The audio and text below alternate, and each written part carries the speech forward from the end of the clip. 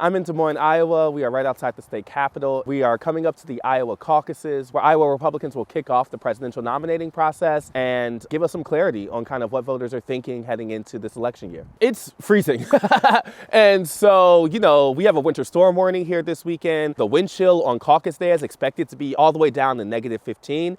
And I know the campaigns are really thinking about how that's going to affect turnout. Because remember, at a caucus, you have to come and you have to stay for a while. The Iowa caucus is a little different than the traditional primary in that people really gather at local gyms, post office, a kind of community area, and you hear pitches for individual candidates from kind of community members, and then you have people then go vote after that. It favors people who have the freedom to take off of work, who have the ability to come and stay. There's a lot of arguments that the caucus process kind of disadvantages working class people, folks who have to be somewhere, people who are disabled, but it's been the tradition here for a really long time. And so even though the caucus might have its issues, here in Iowa, it's something that folks take pride in. When you think about an Iowa voter, they are really discerning about kind of traditional politics. They follow the debates really closely, and they consider themselves really like high information voters. And they also just trend to be more conservative, more evangelical. Iowa hasn't actually always been predictive of who wins the Republican nomination. The last person to win in the 2016 was Ted Cruz. Before that was Rick Santorum in 2012. And before that in 2008,